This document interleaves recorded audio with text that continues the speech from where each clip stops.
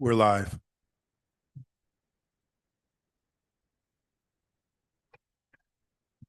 Good evening, everyone. I'd like to call the study session of the University City Council to order on August the 10th at 5:30. You have before you the regular agenda for the meeting. Are there any requests to make changes to the regular agenda at this time? Hearing none, we will move forward with the update from MSD. City Manager Sharp. Honorable Mayor Crow, members of the City Council, today we do have representatives from MSD and their consultants and contractors here to provide an update on the Amherst project. It's what I call it for lack of knowing the official name of the project. So if you all would come to the mic and you can get started. And each of you should have a document on your desk that includes their quarterly update for summer 2026, as well as a couple of other documents. Welcome. And there's a button at the bottom of the mic you may want to. Green? Okay. All right. So thank you, Mayor, council members, and Brooke for inviting us just to give this update. We're calling this kind of the summer 2026 update. So generally, that's what I'm going to go through. As you know, we do not have a PowerPoint presentation. Just our activities are mostly focused on design. So that's kind of what I'm going to focus on. Once I get through my kind of technical update on what's going on in the project, we're certainly open to field questions, and kind of we'll figure out from our group here who's appropriate to answer those. But so from a design perspective, we have turned in the 60% package for the upper River to Pear tributary storage tunnel. So again, this is the project that goes from Shrewsbury on the southernmost end, kind of 44 Shrewsbury, City of St. Louis line down there, up to the north, ending at the Purdue Shaft, just south of Olive. So it's a 6-mile tunnel. It handles all the combined sewer discharges in your municipality. I'm really not intending to give a whole lot of technical explanation of the project, as we've been through it a few times, if that's okay with everybody. So as I said, 60% was submitted to MSD towards the end of June. So that's on schedule, as we've been stating for the last 18 months or so. Upcoming deliverables, as you see in the quarterly update, will be May of 27. That'll be 95%. And then October of 27, we'll be turning in unsigned, unsealed, 100% design plans for the tunnel and the sites, drop shafts, and so forth. As far as activities that are kind of upcoming, we're going to continue obtaining geotechnical borings, some survey data, and existing utility information. That's in University City, Richmond Heights, Maplewood. Basically, the whole alignment carries forward with those activities. We're getting very close on geotechnical borings, which would be good from a design perspective.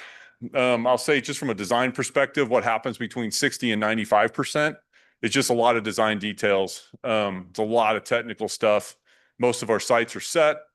Don't expect those to change from what you guys have seen in the past. And so we're just kind of pushing forward with details so contractors can actually bid the project. The other big thing that's happening post 60% will be the start of utility coordination. So we do have a utility coordinator on the project.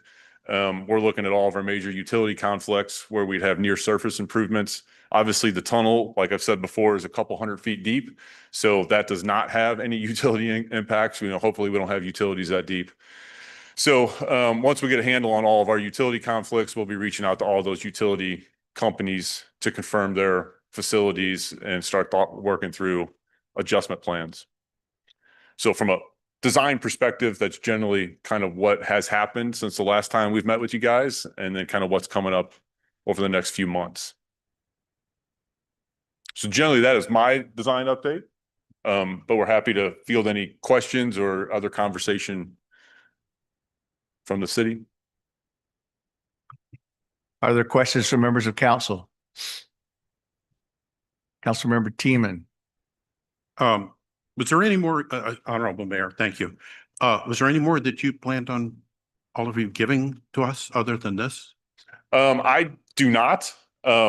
From a presentation perspective, no, we're kind of here to field your questions and provide answers as you guys have topics. You have nothing else? I mean, That's quarterly update from a design perspective. okay.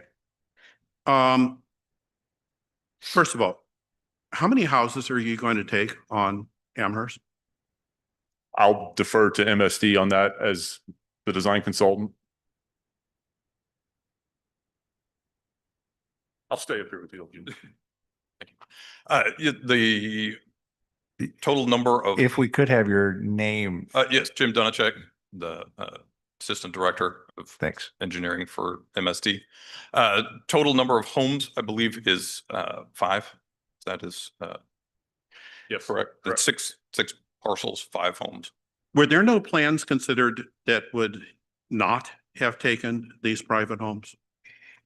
We went through many iterations of what that shaft and shaft location might look like.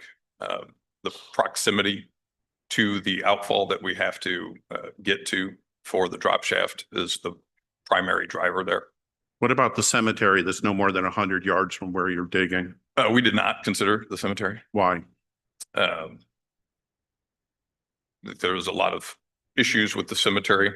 There's a lot of issues with To the- living people too. Sure, that I don't know that I can give you an answer that will satisfy you other than that there is a lot of hurdles to get through in a historical cemetery of that nature. Well, it's not my house that's being taken. You don't have to satisfy me. It's all of those people there. From an environmental perspective, Councilman, it's frowned upon to do cemetery work and remove grave sites and go through all that. There's a lot. I can of emotion understand that, but involved. I think it's a really big mitzvah to think about the living people too, It is. you know? And it seems to me that you originally presented us another plan that was supposed to happen down on Heman Park, right around there. And it seems to me that there are alternatives that you could have considered other than taking the homes of people, taking their homes. I also want to say that, I mean, there has been a lot of keeping us in the dark about this. I live right there. I'm the councilman who represents these folks, along with my colleague Dennis Fuller, who lives just another block or so away. I'm president of the Barclay Square Neighborhood Association. I can see the project from my yard. If I was 50 years younger and had an arm like Scott Rowland, I could throw a baseball and hit it. Beyond that, these are my neighbors. These are people I know and I love. Why have I been kept in the dark about this? If it appears that way, we are truly sorry. I No don't one think has that we ever approached me from you guys. No one, ever. I heard about this project when 2 neighbors were walking down the street, walking their dog. That's how I first heard about it. Most of what I know about it, I've heard secondhand from my neighbors, from people on the council here, but not from you. Yeah, that was never our intent. We have been discussing with staff for some time. But if you were unaware or we were to directly reach out to council members, we were not aware of that. So I This is the apologize. first time I've heard somebody officially say to me that it's 5 homes. Today, now, right here. I mean, I've guessed it. It's not hard to guess because I can talk to my neighbors, hear who's gotten an offer, but I don't hear it from you. You know, these are people I love. This is my neighborhood. People are talking about selling their homes who aren't even near there. Let me go on to some other questions, some more long-term questions. What assurances can you give us about maintaining property values during and after this? We are going to follow all of the rules and regulations as required by the state, the county, university, city, code requirements as far as the construction, permitting for the contractor, that will consider sound, noise, aesthetics, I've been asked about sound. One of my neighbors does recording and is an actor and does various things. As long as you mention sound, what assurances do you have that there won't be overwhelmed with noise? There will be construction noise during regular business hours. Where Jacobs is currently considering evaluating that. Yes, we've taken existing noise readings in the area, and we're building a noise model right now that's considering construction equipment. The noise model is not complete, so it's still ongoing to see what kind of mitigation we may or may not have to do based on construction. Could you please keep me in the loop on that so I can tell people, about this? But you really don't have any guarantees that property values won't drop if somebody, say, in the middle of this construction tries to sell their home. Yeah, we couldn't begin to answer that question for you. Well, you're beginning construction. It seems like this, people worried about selling their homes. I mean, From an end result, Councilman, Can I get you to come a little Yes, closer to yep. the microphone? Because we've got people that are watching and Sure. won't be able to hear this. from an end result, the existing permitted CSOs will be mitigated. So odors will be much less. The streams will not have toilet paper in them. All the other things that are present in those streams because of combined sewer overflows. So an end result, it's a positive to the environment as the consent decree requires. I must say, to be absolutely honest with you, I've never opposed the project. I'm opposing the way you're doing it. These properties will also be taken off the tax rolls. So will there be any way that you compensate University City for both the loss in personal property tax as well as the loss in school taxes? I cannot answer that question. I know, I think your city attorney is maybe anticipating some questions regarding that, but I can't answer those questions for you. All right. When you're done, who will maintain this land? Will you? The district will own and maintain that land. Yes. In perpetuity? Yes. Okay. What are your daily working hours? I mean, what hours can we expect this to happen during? Their construction hours, I believe, will follow whatever the University City construction hours are. Would be, Yes, that's the way our specifications are written currently for Amherst. Do you know what those are, just right offhand? off the top of my head, I don't know. Many municipalities are 7 to 5, but I wouldn't want. It would be something approximately 7 to 5. It's your Give or take. ordinance. Okay. Will the trees be replaced?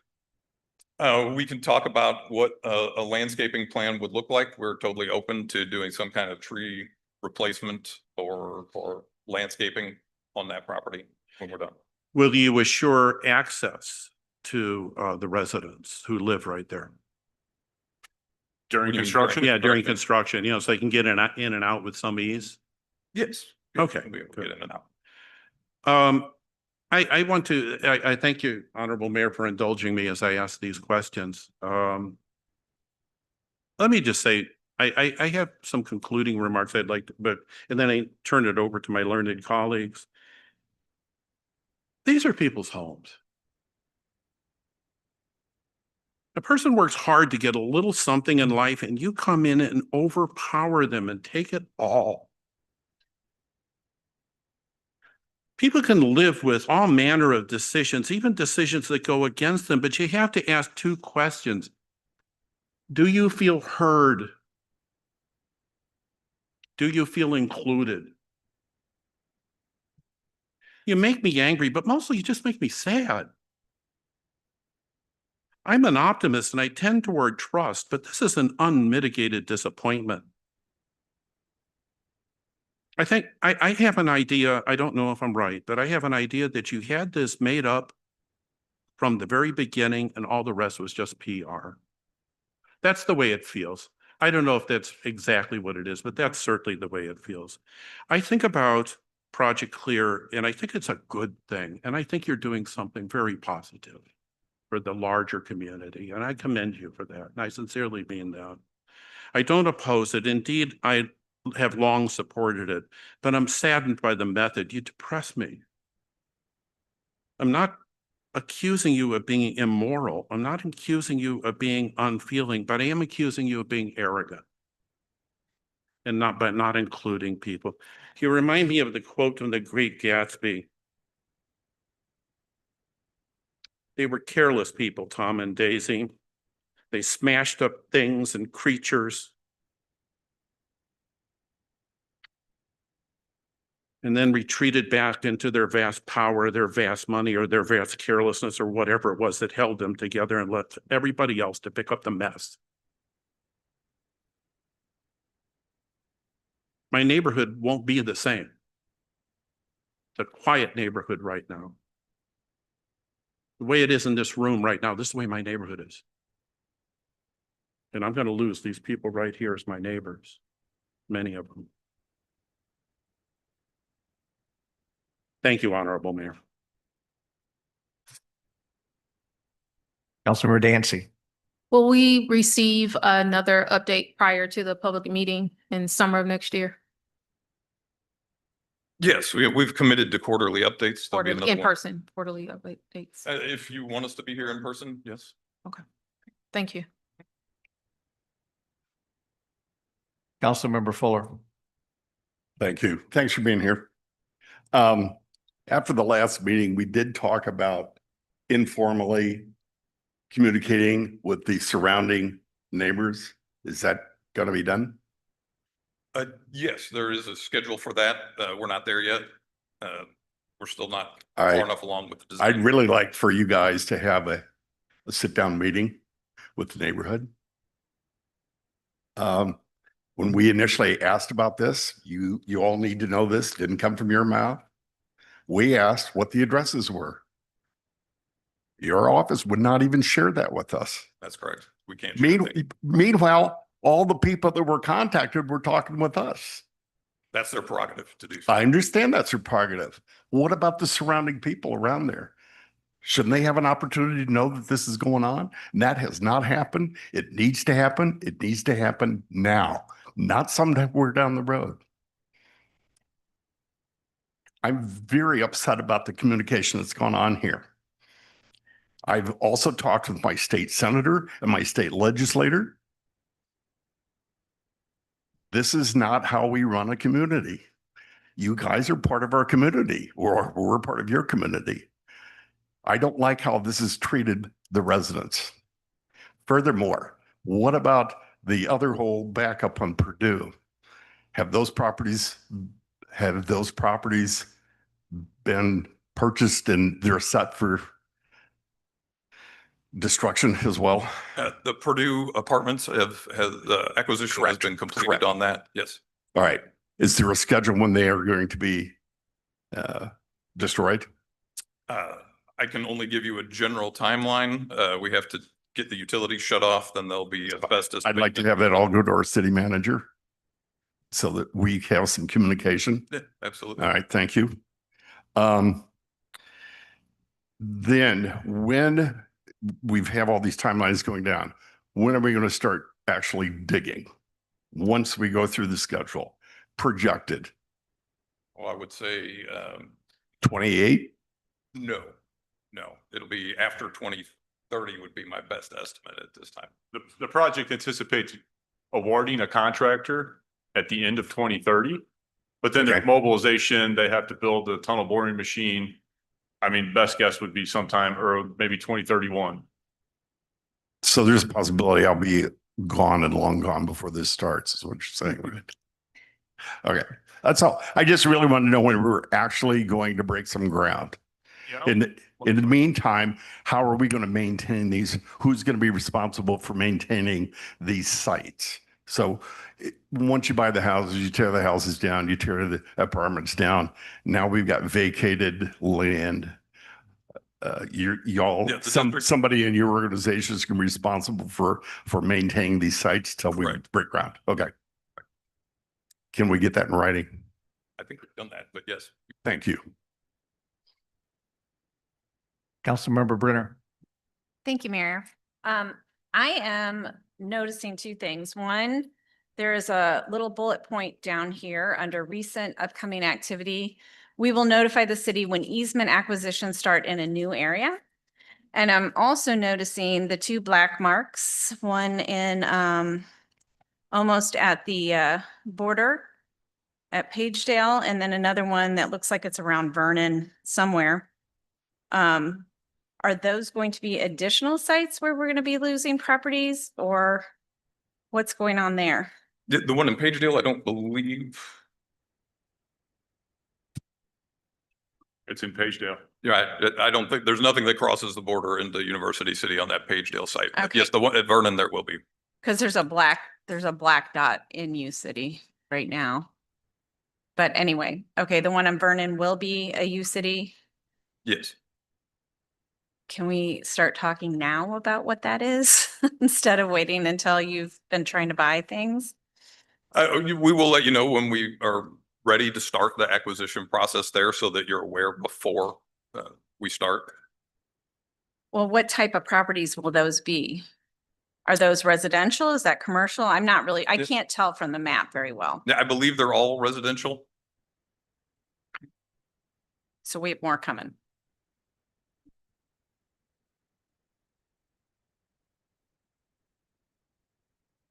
I could just add a little bit to the conversation. I'm Beth Quindry. Do you? Yeah, just your Okay. name. Thanks. Yep, I'm Beth Quindry with Shockey Consulting, and I support the Jacobs team on communications. So the perspective I would offer is the team does take very seriously that these are people's homes.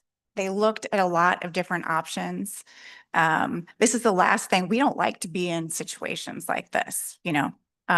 This is not just because it makes us uncomfortable, but because we do care about people. These are MSD's customers like they're your residents. MSD has to think about the engineering problem that it has to solve. And so the fact that there are multiple CSOs that converge on that site make it the site that was selected for property acquisition. But that's a last resort. And so I just want to say that these are people who care about people. And there's an engineering problem. So it doesn't change what happens on Amherst. And I appreciate that. We appreciate that. But to say that we don't care is not, it's just not accurate. Many of the questions and then on the issue of just trying to be transparent, we're working on it. So the quarterly updates that you've received are an effort in that direction. The questions, many of the questions that you brought, the good questions that you brought up tonight, Councilman, were answered in February in materials that were given to the city and distributed to elected officials. So we're trying. I hear you on wanting to have a sit-down meeting with you all. I think our hesitancy is like some of those questions about construction, we can't answer them yet. And so it makes us nervous to come to you at a time before we know that our job as design engineers, or these folks' job as design engineers, is to create the specifications that are given to construction contractors. Then the construction contractors get to make a lot of decisions that these folks don't have control over. So that's part of the hesitancy, but we hear you and we're really trying to listen. And so what I'm hearing tonight is that we have more progress to make, but just know that we are trying and we do care. So that's all I would add. Thank you. I appreciate the comments. My only comments that I would make is and this is not necessarily it is about MSD, but we've been down the pathway before. We were on Channel 2 about the golf course driving range. We've been in the Post-Dispatch about the golf course driving range. But we had meetings with our residents and the golfers to explain what was going on, what the problem was, and what possible courses of action are. I don't think it's too much to ask you to do the same thing. So I understand there may be hesitancy. I understand you may have to say, I don't know, we'll get back to you. But I think every now and then you kind of got to get from behind the curtain and have a meeting with the residents, not only that you are currently impacting at Amherst, but the ones that possibly near Vernon, the ones the ones up on Olive. I mean, you know, none of us enjoy being on the front page of the paper. None of us enjoy getting our teeth kicked in, but sometimes it comes with the territory. And These folks are asking these questions because those folks are asking these questions. And sometime it'd be good for there to be a straight shot of communication. By the way, you have the meeting, probably 5, 10, 15 people show up. It's an hour and a half of your time. It may be uncomfortable, but I think it will go a long way to address the concerns of our community. And I, along with my colleagues, I think we probably all support Project Clear. I mean, you're sitting in probably the most liberal suburb of St. Louis County. So I think we're all pretty good on Project Clear, but we also think that we're doing our fair share here. And we'd like for you to communicate directly with our residents and answer their questions. We can have it at our Heman Park Community Center. You can have it at a place of your choosing. I'm sure the residents could find it, whatever it may be. It can be live streamed or not. But folks, I know we all have the benefit of going back to our offices and keep doing what we're doing. But it would really help a lot to have a conversation with the people who are impacted. No one is going to expect perfection. All they would like is honesty, candor, and a plan going forward. Okay. Mr. Smotherson. Thank you, Mayor Crowe. The question that I have is specifically for the third ward, and it does have to do with the tunnel shaft and I'm not sure if that's Ferguson or Sutter. The way this is indicated, I believe that's probably Ferguson, but you keep indicating that tunnel shaft is in Pagedale. The question I have is if you can provide the exact address where that tunnel shaft is so that we, especially in the third ward, aren't surprised by this actually being in U City and not Pagedale. Because the way you've got this marked on this map, it's U City. So I just wanted to verify, if you would, the address that this tunnel site is planned for. I understand your question. You're not going to like my answer. I can't give you the address. It is very close to U City, but it is not in U City. Even though where you're indicating this is in U City. That map may be a bit out of date. Okay. The parcel that you're looking at there, I believe, is a St. Louis County owned parcel. Okay. That sits right on the border between Pagedale and University City. Can you give me an exact location of what that site is? How about an updated, I'll join my colleague here. How about an updated map then? I mean, it's your map Yeah. we're going off of. Understand? Right.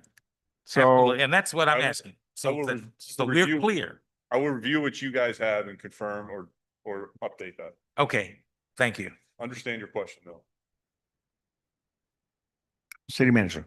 Honorable Mayor Crowe, Mayor Pro Tem Smotherson, if it does help, I will say there is a project that I passed on Pennsylvania that is in Pagedale. I come, in that way. I come up Pennsylvania. There is an MSD project that's occurring. It sits in Pagedale. It's across from the Popeyes.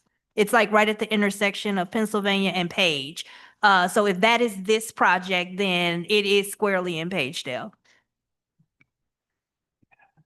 I'll go a step further, but if it's not the same project, Yes, right, I'm you're kind of right. with Councilmember Smothers, and I'd like to just see an updated map. Because I mean- I'm very aware, and I'm sorry, I'm Yeah. very aware of that project that's in Pagedale.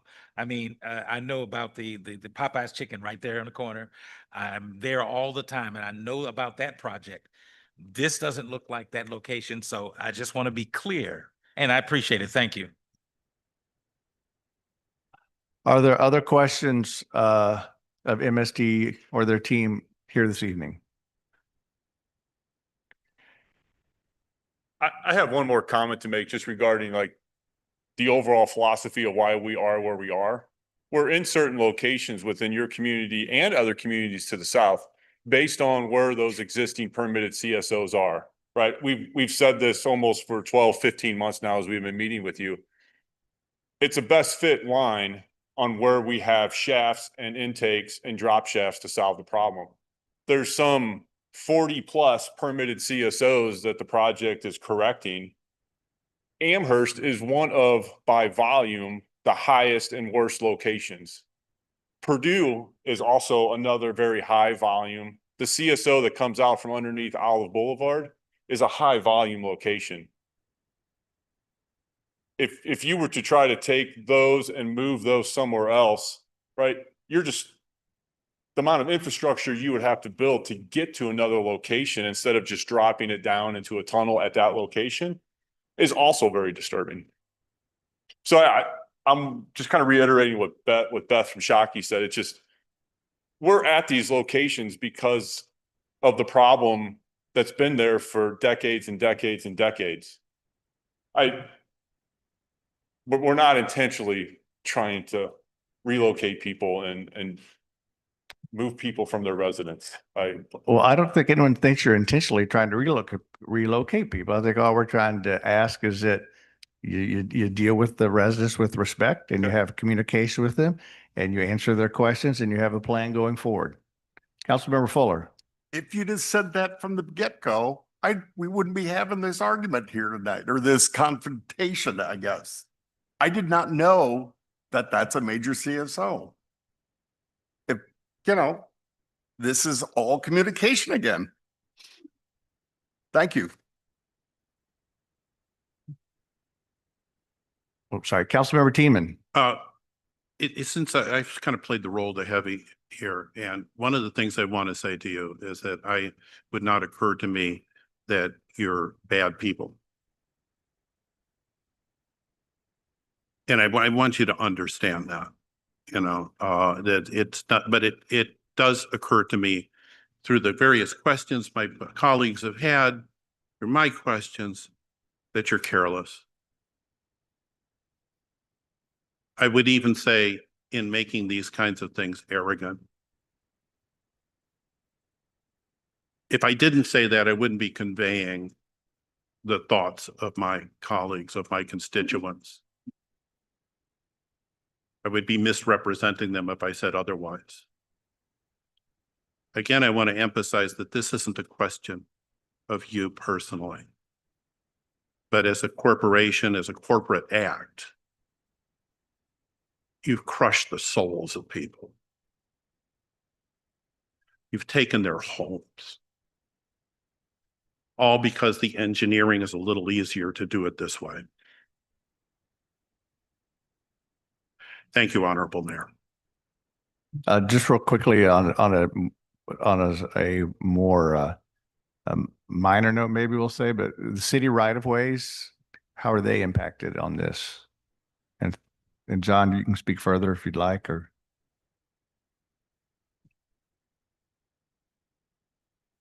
Thank you, Mayor, members of council. Yeah, this project will involve using at least temporarily city right of way. Is that correct?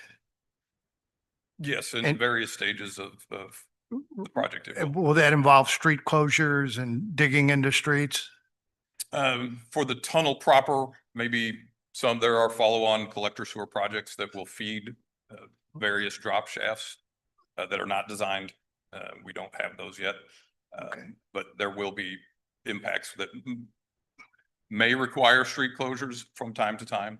Okay. And when do you think that information will be available on that level of detail, the areas that you'll need to disrupt and the extent of that Defer disruption? to Jeff on when May- those other projects will be complete. Yeah, I mean, for the tunnel, 95 to 100% again is planned for May to October of 27. We'll know more then. I feel like I want to scoot back just a little bit and state, right, we've intentionally picked being in as much public right of way as possible to minimize impacts to residents or commercial buildings. So yeah, we are focused on impacting those streets if we can, and it makes engineering sense, and it's logical from closure perspectives. But as Jim said, most of the near surface sewer projects that will feed most of the combined sewer overflows into the tunnel are standalone projects that are at a 15% design stage now. They're not far enough along. We just know, okay, along this stretch of Pennsylvania, for example, there's 8 CSOs that run along the creek. We know we're going to have a near surface sewer project that is there. And that's why when we show you on our maps, it's a big broad paintbrush, because we don't know if it's on the north side of the street, south side of the street, runs down the middle of the street yet. We know that there's a need for a project there. because in order to get rid of the CSOs and meet the consent decree, we got to feed the tunnel the sewage. So to be determined in a lot of locations. The tunnel proper, Purdue is probably the big one that we're looking at a closure right now, just because it's a major construction site with the shaft being there. But the property that we acquired is the only residence on that street. I mean, we need to work with city parks and the city on making sure access to the park is still maintained, But as far to give you kind of a general time frame, which is still rough at this time, excuse me, those near surface sewers are currently scheduled to come into a design complete review stage between 2032 and 2034. So we're still quite a ways from those. As you can imagine, Public Works Department plans capital improvements out over a number of years, maybe even five years. So the city shouldn't invest money improving infrastructure that's going to be torn up in a matter of a few years. So that kind of detail, that kind of advanced information, I think would be very helpful to at least the Public Works Department and others in planning.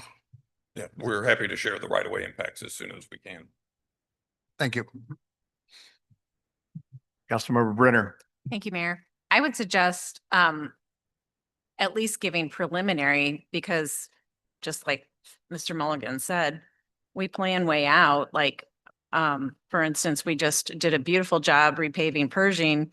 And if you all of a sudden told me that you're going to tear that whole thing up in 5 years, I'd be pretty upset. So even, I mean, you kind of know the potential roads, just let them know now. Don't wait until we're at, unless you think there's going to be huge changes, like just kind of preliminary.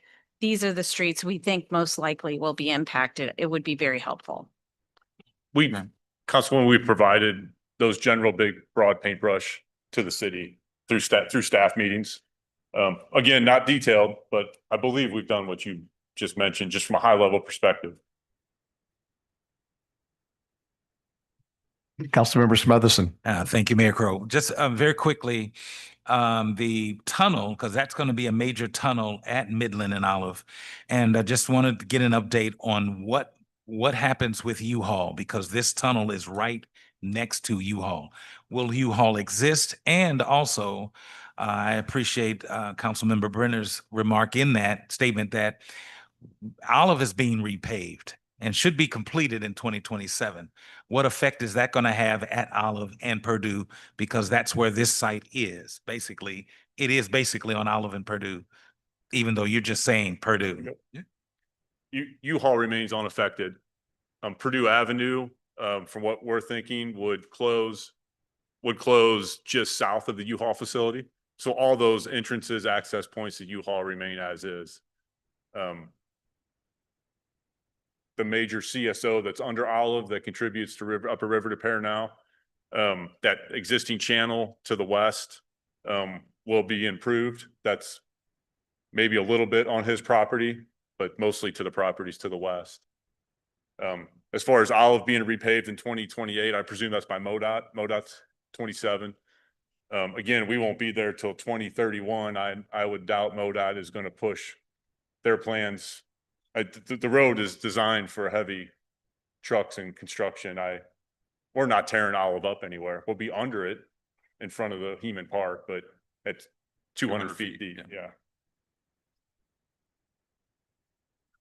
Mr. Mulligan. Thank you, Mayor, members of the council. So at Heman Park, you mentioned Heman Park. How will Heman Park be impacted with this project? It won't be.